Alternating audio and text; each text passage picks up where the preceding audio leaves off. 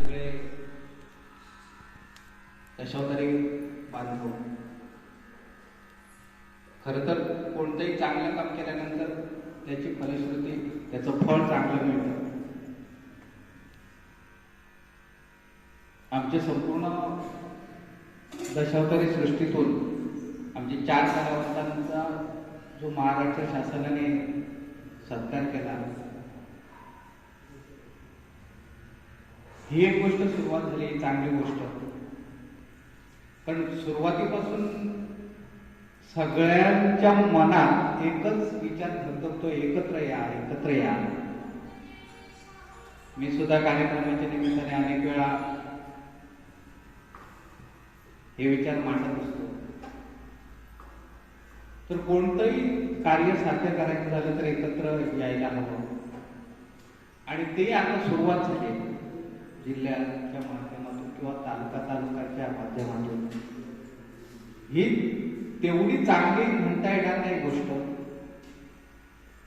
कारण बाबा सावंत यांनी आता खंत व्यक्त केली, खरी आहे ती. मला वाटतं सगळ्यांच्या मनात आधीच्या पिढीपासून ते आजच्या पिढीपर्यंत हे विचार जोपर्यंत सत्यात उतरत नाही तोपर्यंत धगधगत राहतात आणि ते धगधगायलाच हवं. माझ्या जवळजवळ 30-35 वर्षाच्या कालावधीत मी दशावतार हा भाग जर वगळला तर इतर गोष्टींचा अनुभव घेतच मी पुढे पुढे जात असतो. माझं दशावतार करताना माझ्या दशावताराचं दुःख माझ्या डोळ्यासमोर असतं. कारण तुमच्यापेक्षा, माझ्यापेक्षा आमचे यशवंत काका त्यांनी अनुभवले. त्यांच्या आधीच्या पिढीने तर त्याही पेक्षा विचार करा.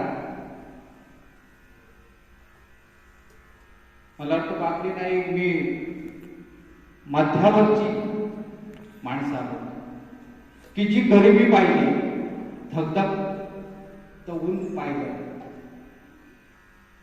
आणि आमच्या नंतरची पिढी ही तुम्ही.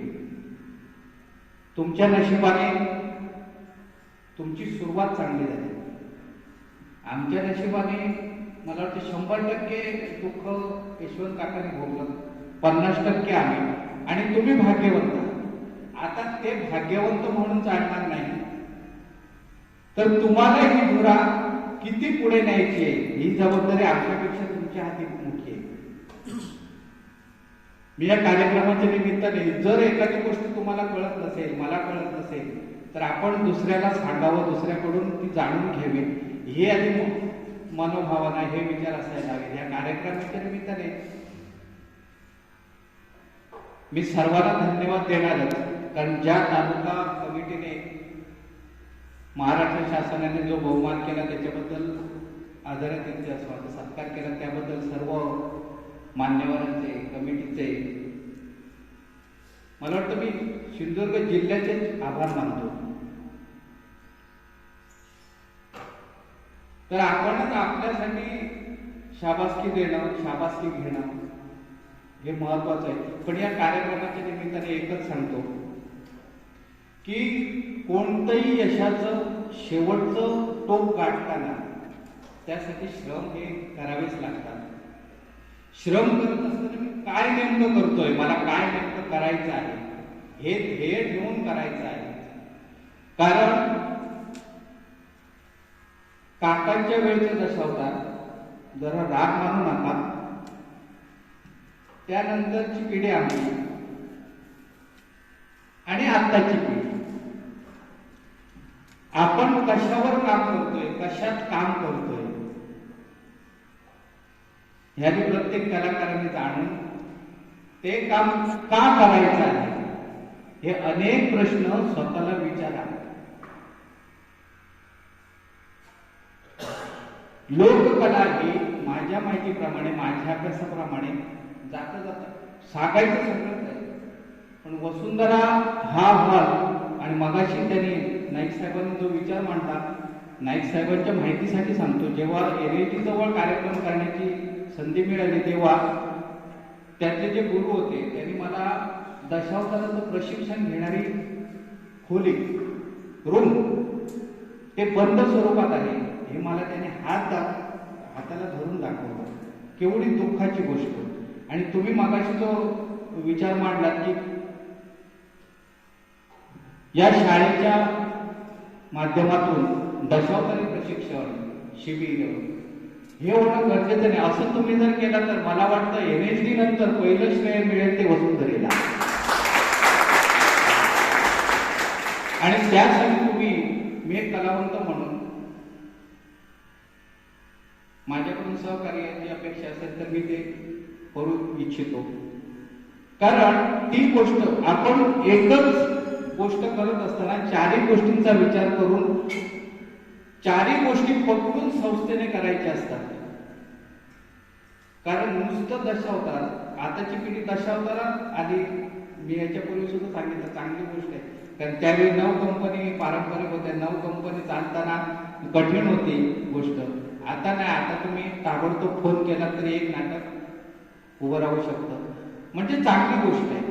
पण चांगली गोष्ट करत असताना तुम्ही मला स्वतःला दशावतारासाठी, आपल्या लोककलेसाठी, आपल्या कलावंतांसाठी काय करता येईल याचा विचार करूनच तुम्ही पुढे चालायला हवं. तर मला वाटतं आजची पिढी ही त्या बाबतीत खूप शार्प आहे, हुशार आहे, सुशिक्षित आहे. तर या कार्यक्रमाच्या निमित्ताने जेव्हा जेव्हा या गोष्टी आपल्याला सांगता येतील तेवढ्या सांगायच्या.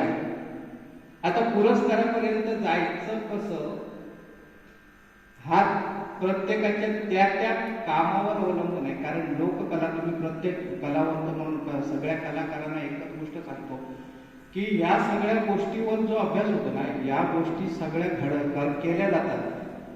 त्याचं मर्म काय तर लोककला म्हणजे गरीब रांगणी, ती माती, त्या मातीतली कला त्या मातीसारखी असायला हवी. कारण कोणती लोककला म्हटली तर त्याला श्रीमंती नाही. श्रीमंती माध्यम पिक्चर, थिएटर, प्रत्येक कॅटेगरी लोककला ही त्या मातीसारखी, त्या माणसांसारखी असायला हवी, त्या माणसांसारखी दिसायला हवी. मला काय म्हणायचंय लक्षात आलं असेल की आता काही दशावतारातून पिक्चर दिसतो. पिक्चर म्हणजे लोककला. पिक्चर हा पिक्चरच्या जागेवर आहे. लोककला ही लोककलेच्या जागेवर ठेवता आली पाहिजे.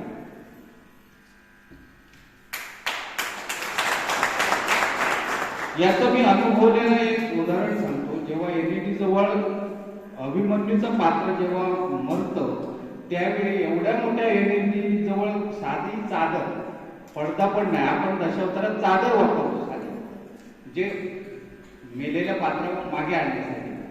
तेव्हा आम्ही विचार केला की तेव्हा आम्हाला अनुभव नव्हता की लाईट ऑफ करून आपण ते पात्र उचलायचं.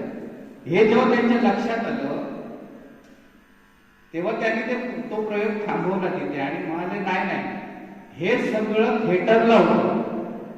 ब्लॅकआउट, ज्या गोष्टी ब्लॅकआउट करून केल्या जातात तो भाग वेगळा, पण तुमच्या लोककलेत तुमची चादर दाखवूनच ते पात्र घेऊन या. म्हणजे विचार करा की लोककलेचा अभ्यास करताना लोककले राहून करायला.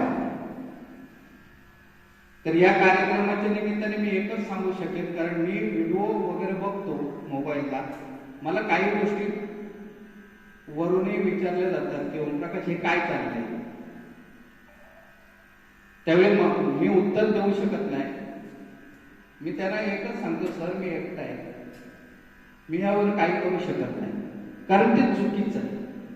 शक्यतो चुकीचं आहे ते करू नका. लोककला ही लोककलेसारखी जिवंत ठेवा आणि ती जिवंत राहायला हवी. आणि या लोककलेचा विचार करून जर तुम्ही केला तर लोककलेसाठी, इतर कलेपेक्षा लोककलेसाठी पुरस्कार, लोककलेसाठी सगळ्या शासनाच्या सुविधा या लोककलेसाठी आहेत. त्यामुळे त्या सगळ्या गोष्टी जर घ्यायच्या असतील तर लोककलावंत आणि लोककला म्हणून जिवंत राहायला हवी, तरच आपल्या प्रयत्नांना यश येणार आहे. आणि त्यातलाच एक भाग मला वाटतं आशिष शेलारांनी एक चांगली गोष्ट केली की पूर्वी म्हणे 12 पुरस्कार होते, आता ते 12 ज्येष्ठ, 12 युवा, म्हणजे संकलन वगैरे, ध्वनी संकलन वगैरे सगळ्यांसाठी केले, म्हणजे जवळजवळ 48 पुरस्कार त्यांनी केले. ही चांगली गोष्ट आहे. आणि त्या दिवशी नांदोसला आपला कार्यक्रम झाला तेव्हा सुद्धा निलेश राणेंनी सुद्धा एक गोष्ट आमच्या समोरच सांगितली की आपल्या ओळखपत्राचं जे काम चालू आहे आपल्या सिंधुदुर्ग जिल्ह्यात, या कार्यक्रमाच्या निमित्ताने सांगण्याचं तात्पर्य एकच की तुम्ही कलावंत एकत्र या, भेदाभेद बाजूला ठेवा. कारण सुख हे फक्त आपण एकत्र येऊन एकमेकांना सांगणार तेव्हाच ते दुःख बाजूला जाऊ शकतो. तर सगळे कलावंत एकत्र आल्याशिवाय ह्या सगळ्या गोष्टी आपल्याला साध्य करता येणार नाही. तेव्हा या कार्यक्रमाच्या निमित्ताने मला बोलण्याची संधी दिली. आमच्या कुडाळ तालुका कमिटीने जो सत्कार केला त्याबद्दल पुन्हा सर्वांना धन्यवाद देतो आणि मी इथेच थांबतो. जय हिंद, जय भारत.